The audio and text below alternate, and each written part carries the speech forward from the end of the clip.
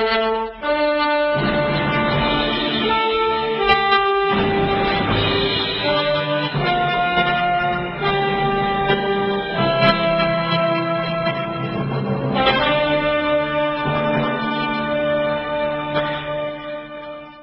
I was going to share before we came up to the news break was an interesting tidbit on predestination. You see, the Augustine, who is considered a saint by Roman Catholic standards, is considered a great intellect of his time. He authored a book called City of God, and he is known for advancing the myth of predestination. He advanced predestination a long time before Calvin did, and of course you can't have predestination and free will. Predestination is wholly in conflict with Yahweh's testimony. Now, he was also a big proponent, in fact actually came up with the notion of original sin, so that we were all stained by what Adam had done, not by our own poor choices.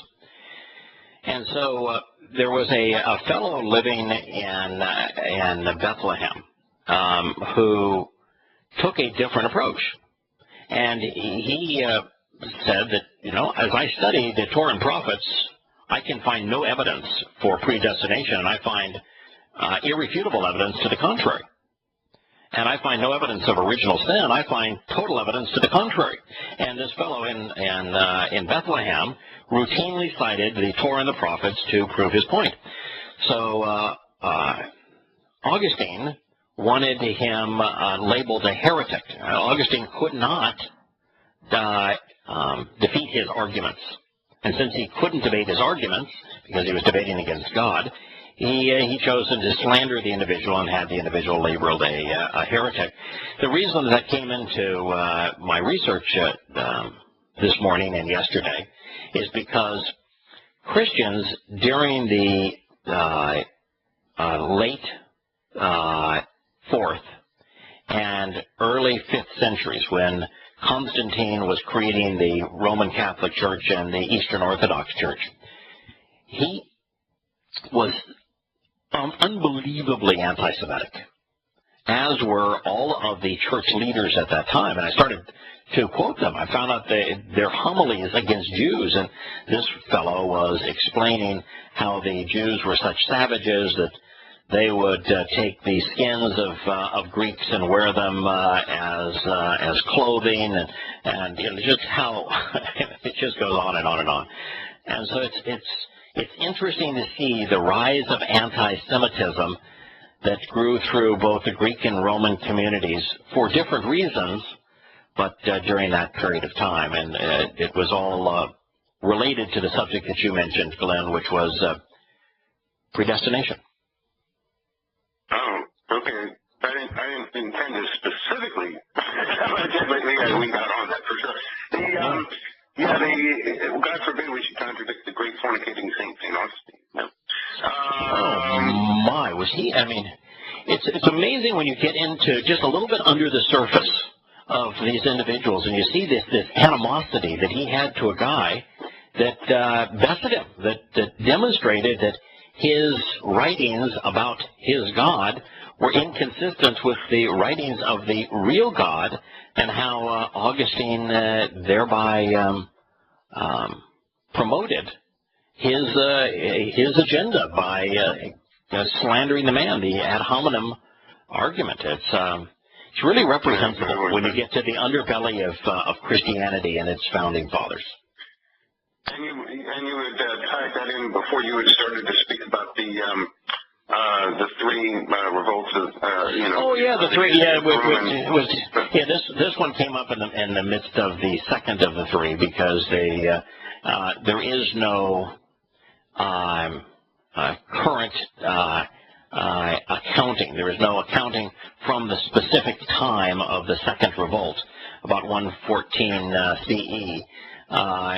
So that the only two historical portraits we have of it are both written. One was by a Roman apologist and the other by a Christian apologist, both designed to demean Jews.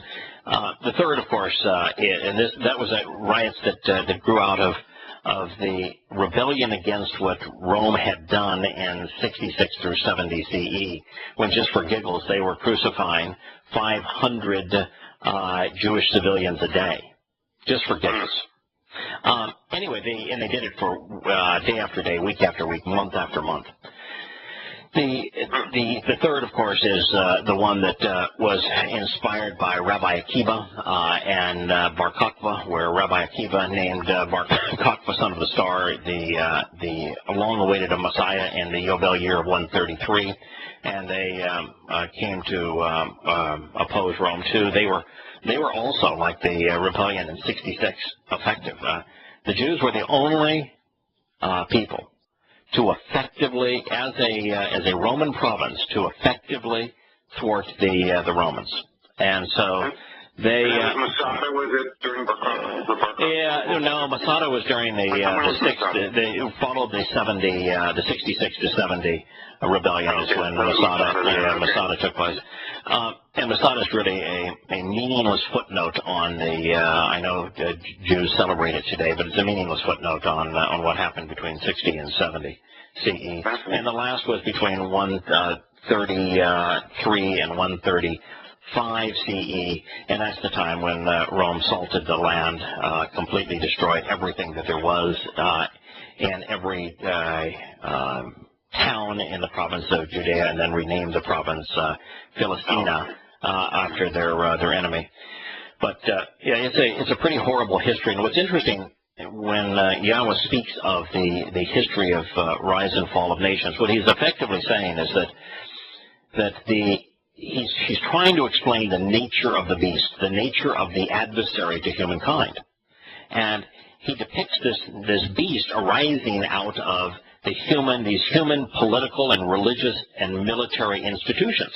And so the beast is literally the sum total of the integration of militancy, vicious militancy, religion and politics and economic schemes that were born and bred in Babylon, born and cultured again by the Persian Empire, embraced again by the Macedonian Empire, and then were made to flourish, the worst of humankind, in not only the Roman Empire, but God then goes on to say, but that beast isn't dead.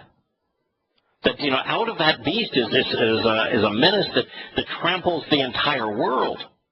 And it tramples the residue, and it doesn't rise back up. Right, and that particular beast, he's now, when it's worldwide, and it's no longer dead, he's speaking of the influence of Roman Catholicism and the Eastern Orthodox churches that were conceived by Constantine.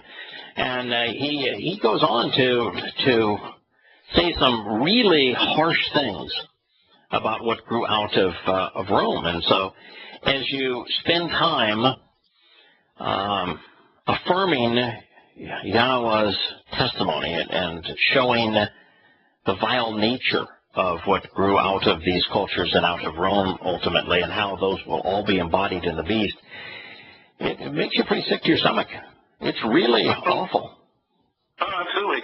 Well, one thing I always think about how bad Rome was, and then I think about Julius Caesar being taken aback by the practices of the Druids when they went into England. But that's neither here nor there. Yeah, but keep in mind here, when and I think it's worth talking about how disgusting Rome was. Julius Caesar wrote of himself in third person.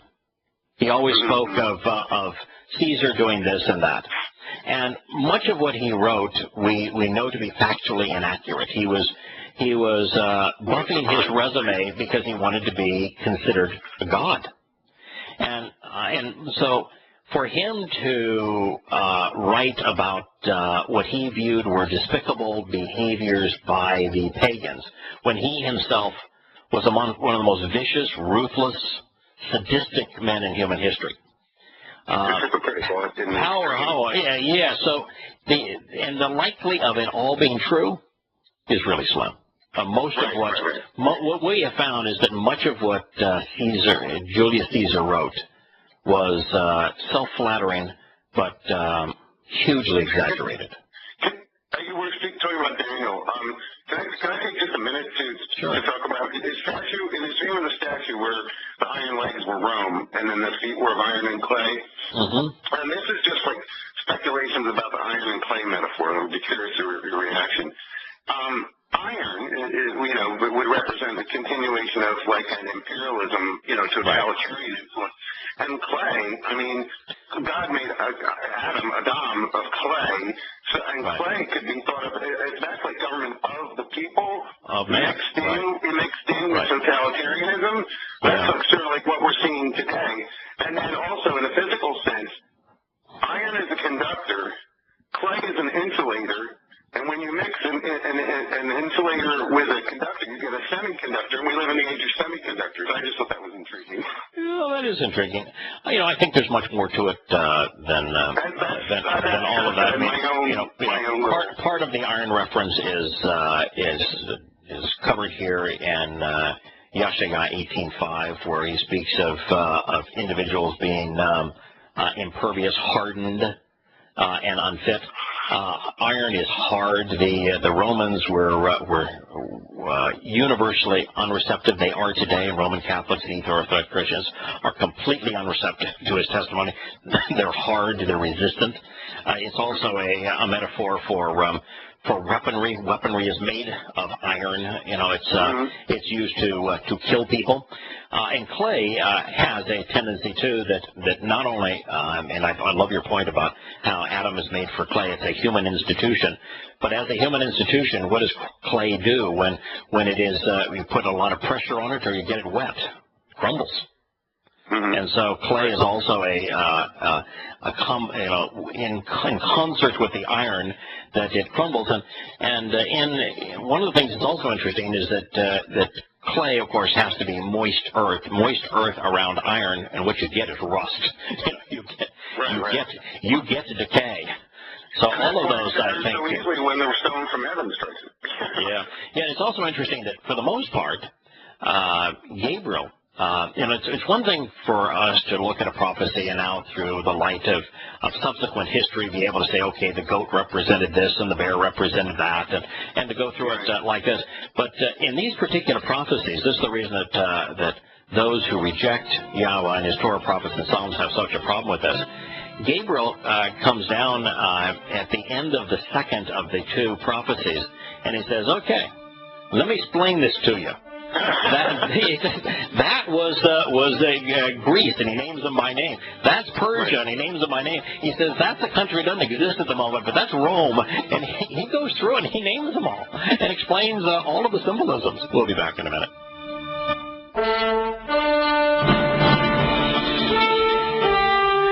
Welcome back to Shattering Mist. We have Diane on the phone, but before I respond to Diane's comment or question, I want to tell you what my plan is. I had hoped to be able to complete our review of Yashaya 18 today. And that's still a goal here in the concluding 45 minutes of this program. After doing that, I wish to do something that will be very controversial. I received an email today from a wonderful woman who has helped immensely in the editing of Yada Questioning Paul and Introduction to God, and she's coordinating the syndication effort on behalf of the program. And one of my very favorite people who calls the program quite often, Kirk, let her know that in a conversation that he had with a station, it was K, which is just the standard, radio designation for a station in America, YAH. And the manager of K-YA said that he would not consider this show because he had heard that that Yada had said that the author of Ephesians was a liar. So what I'm going to do is from this point into the future, I'm going to begin a presentation of Questioning Paul on this program. So our second and third hour are going to include a review of Questioning And Kaya may not want to hear the truth, but for those of you who do, for those of you who have friends that are poisoned by this religion, that will be our agenda going forward. We're going to tell the truth that very few people wish to hear. That said, hello, Diane. Hi, good morning, Shatter. How are you doing? Oh, pretty good. Well, considering what the material that I've been reviewing here, it's not exactly fun, but I always enjoy the time that I get to spend with John when we're searching his word. Well, I'm with you. So my question is when I was reading, so they're coming out of Egypt into the wilderness, and I have just really given a lot of ponderance. So when they were talking about the snake out in the wilderness, yeah. That snake wasn't like a literal snake, but that possibly Yahweh had given him the knowledge how to correct the DNA. So I was wondering what your line of thought was on that. Oh boy, I don't know. I've translated the passage relative to the symbolism, and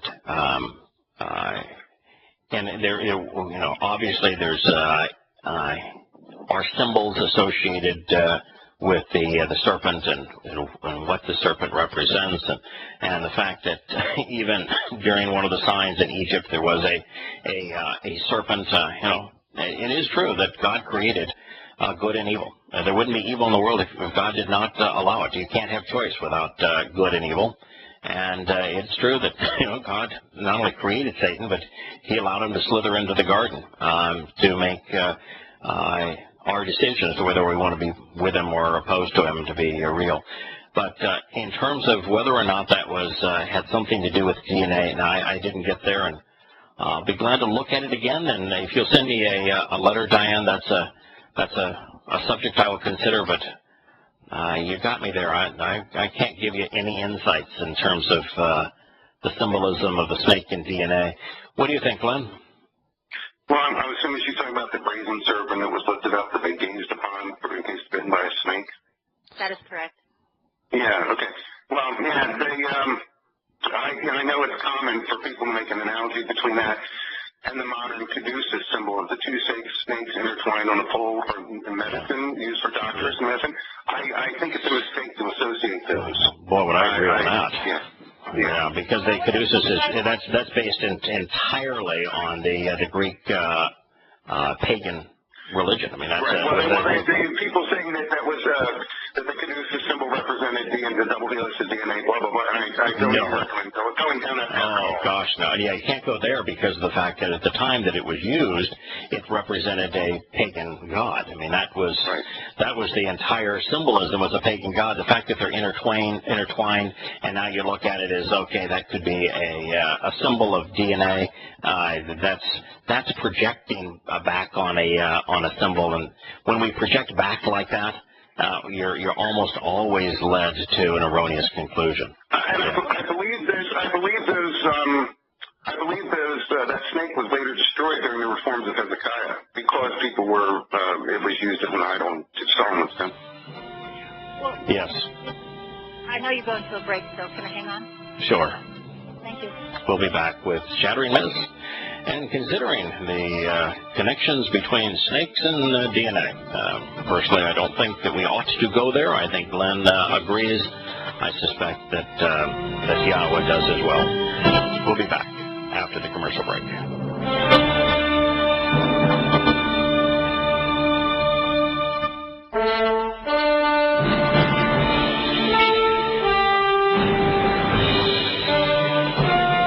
Welcome back to Shattering Myths. The passage that Diane was mentioning is found in the book called In the Wilderness.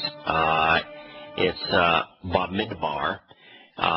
It is 21:9, 8 and 9 really. This is how it reads. It says, Then Yahweh spoke to Moshe, make a fiery serpent and set it on the standard, and it shall come about that anyone who is bitten, when he looks at it, he will live. And Moshe made a bronze serpent and set it on the standard. And it came about that if a serpent bit a man, when he looked at the bronze serpent, he lived. Let me give you my just immediate reaction to that. And this is what I came to when I translated the passage years ago, is that Yahweh was having his children walk through a desert. And they're walking through a desert because of the fact that they were not prepared to enter the promised land. And their issue was that they had this tendency to give up on Yahweh and complain, as opposed to and have this propensity to go back to the gods of the Egyptians. And so if you're in the middle of the desert, one of the natural things that can happen is there's lots of snakes, and the snakes are poisonous. You're going to get bit, and if you get bit, you die. God didn't want his children to be dying out there in the wilderness, so he says, all right, this is a great way, just a real simple way. I can say that, I've got power even over the venom of snakes. If you look up upon this pole, this is look up. This is an upright pole right here. I've got a fiery snake here. If you look up at that pole and recognize that I can solve that problem for you, I can give you a real simple means here. You get bitten by a poisonous snake, I'll resolve the issue. Just trust me. And the bigger picture of the whole thing is that the religion that God was trying to counter, which is why they were walking in the wilderness, is the poisonous snake. It's poison. And that God has a remedy, an antidote for that poison. And that's to look upon the upright one. The upright pillar is woven through the Yah's testimony. The upright pillar is the corporeal manifestation of Yah's Torah. It's Yahusha. It's God standing up for us so that we could stand with him. And so all of that is being conveyed. I didn't get anything more from it than that. And specifically, it was a single bronze serpent, so the intertwined DNA backtracking projection would be wholly invalid in that case. Bingo. All right. Now, you said you had another question? Hello, Diane? Oh, well, I think she's not there. I think that Diane is not. No, you're right. She has. But Diane has her number. She can call back if she would like. I do want to go to 18, 5, and 6. And by the way, before I go, Glenn, your extrapolation as to why some people are now associated with DNA, because the caduceus, which was a symbol developed, 1,500 years later, that's now two intertwined snakes, and how that is now looked at as representing DNA, and that's being projected on that was a really good insight. Thank you. No, thank you. Okay, indeed, God tells us, before the approaching presence of the harvest, as the budding blossoms form and become completely perfect, then the hardened and unfit will be dealt with for becoming wild birds of prey, glistening eagles and falcons and hawks. And the insignificant and the worthless who squander and trivialize will be stopped, taken down and banished, snuffed out. So then, with regard to the forsaken castaways, they will be rejected and removed, cast off, and separated. Now, we reviewed that yesterday along with this next statement, but I wanted just again to put it into context, because God is explaining what you'll experience in Sheol if you wish to oppose him. So they shall actually and be completely abandoned and forever forsaken, altogether, completely and all at once, for the birds of prey in high places, and for the beasts of the realm. So he's speaking of fellow elitist, fellow leaders, those who are conspiring against the people, and the beasts are demons. And they will be abruptly awakened in the summer. As you mentioned, Glenn, mortals die. But mortals don't necessarily stay dead. There are two ways to be revived. One is, they said, these are going to be abruptly awakened in the summer, and they're going to find vexing and exasperating action taken against them. They're now in Sheol. They're getting to rub the shoulders with all of the big boys of past religious and political and military lore. All manner of birds and prey, and also every kind of beast of the realm will be among them, against them, during the autumn and the winter, continually ridiculing and taunting them for being irrational and consistently confused. There's a lot of folks that say, that the elitists, whether they be bankers or pharmaceutical companies or their military industrialists or their politicians or their bankers or whatever they may be, that these elitists are conspiring to control the world. And to whatever degree that is true, what God is saying here is that it isn't going to work out very well for them. That they're going to find themselves amongst their brethren, and that their brethren aren't going to like the situation much either, and they're all going to be put into the same pool, and the very demons that they either knowingly or unknowingly leagued with are going to be the ones mocking them. So the ones that mocked everyone are now going to be mocked. And they're saying, how could you have been so stupid? And really, what you were trying to do here was irrational.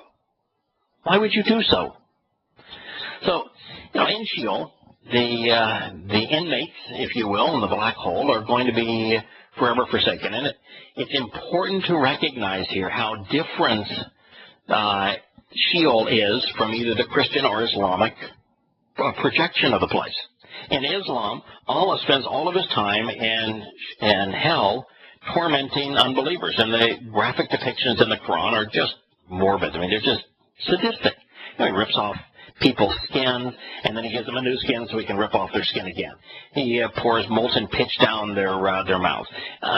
Allah is really sadistic in torturing peaceful Muslims and non-Muslims in hell. Fortunately, Allah is Satan, and while he is in hell, there will be no opportunity for him to impose those specific kinds of tortures. As it relates to the Christian depiction, it's always fire and it's physical torture in fire. Well, fire is a form of light, so there cannot be any fire in hell. There can be anguish in hell, and there is, but the anguish in hell is perpetrated by the fellow inmates in hell, demonic spirits, Satan, and the elitist who are going to be incarcerated there, those who have led people away from God. It's not God doing any of this. God is expressly prohibited from entering Sheol. He can't go there. That's because it's a place separated from him. That's why Yosha had to give up the spirit, which is that part of him that made him partly God, before his soul could go into Sheol to ransom us from our sins. God's spirit cannot enter Sheol. It's the place separated from him. And so this Christian depiction of a place of torture is also invalid, because God describes Sheol as a lightless place. You can't have fire in a lightless place.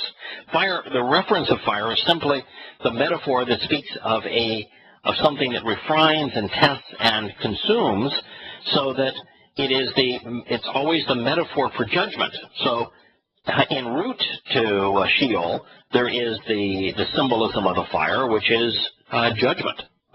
Light being shed on evil, and evil being consumed by the presence of the light. Now, the other part of Sheol that differs from hell is that Christians will tell you that every soul either goes to heaven or hell. But if God says, love me, or I'm going to send you to hell where you'll be tortured forever, that God would be sadistic. The Christian God, therefore, is sadistic. That's not a rational approach. And Yahweh says no such thing.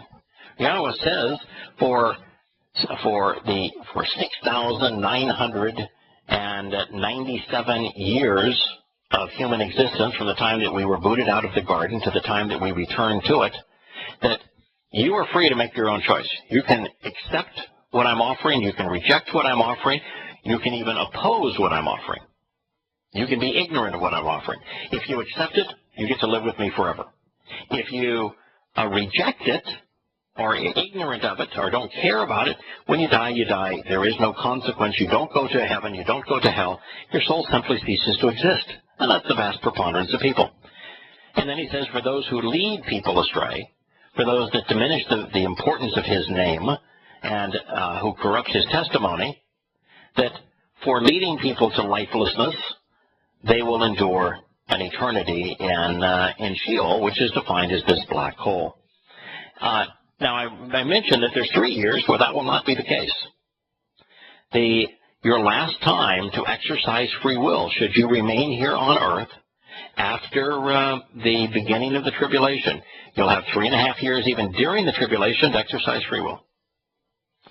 But at the end of the tribulation, when the beast is free to manipulate as he wishes, when we enter the most despicable time in the whole human experience, at that point, you're either with God or against him.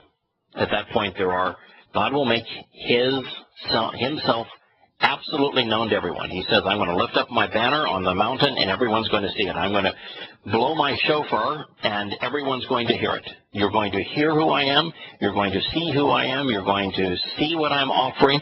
You're going to hear exactly what is at stake.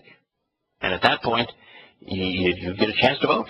Free will exists right up to that moment, and at that moment, you enter a period where you're either with God or opposed to him. So that's what's at stake here. Yes, go ahead, Glenn. You mentioned the final blowing of the shofar. Interestingly enough, I have to go, but this is a parting shot. I wanted to, couldn't resist this. In one of the news segments, they mentioned that the blowing of the shofar was today's day of prayer. Now, they've recently reopened the Washington Monument, so next year for the Day of Prayer, they want to use the Washington Monument as a minaret instead. Oh, yes. It's just perfect. Why not? Yes, as it pays homage to pagan sun gods of yesteryear and is a tribute to the Freemasons' influence in the creation of the American politic today. What better use of a way to corrupt something that Yahweh has inspired? We'll return to the final segment in a moment.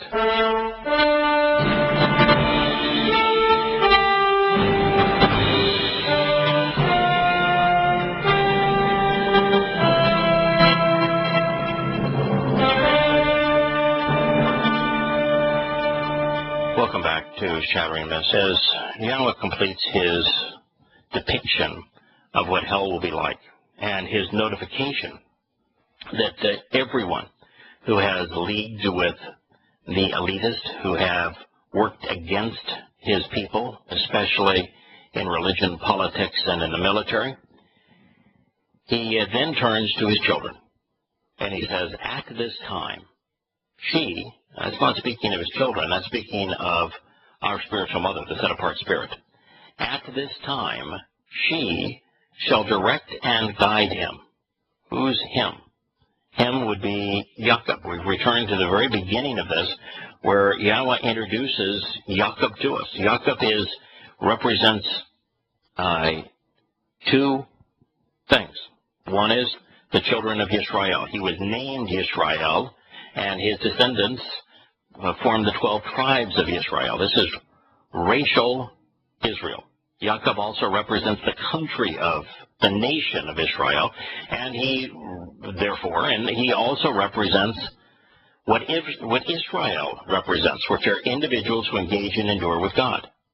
He is therefore the embodiment of the covenant.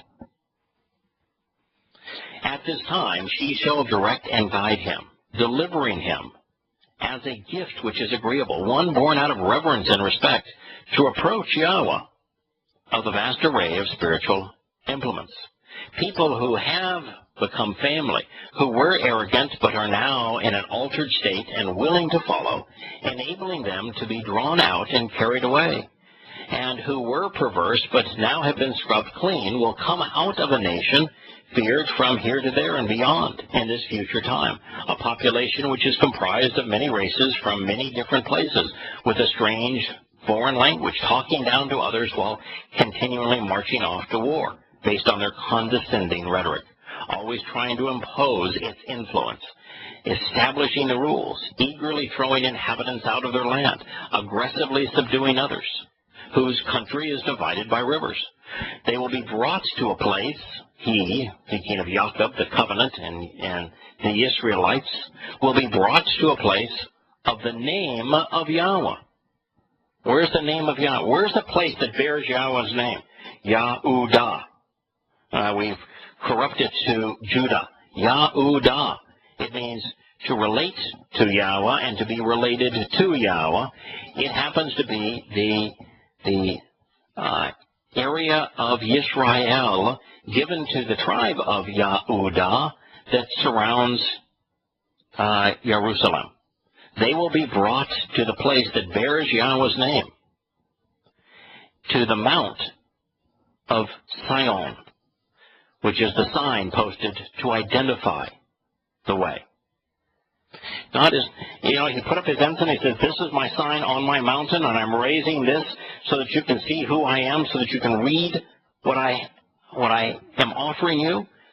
And now he's bringing his children out of America and bringing them to the signpost along the way, which is Mount Sion, one of the three mountains in Jerusalem, along with the Mount of Olives, which is symbol for the Spirit, the Mount of Mount Moriah, which means to revere Yah, which is where the Torah was manifest before our eyes and fulfilled, and then Mount Zion, which speaks of God providing this signpost, these signs along the way to him.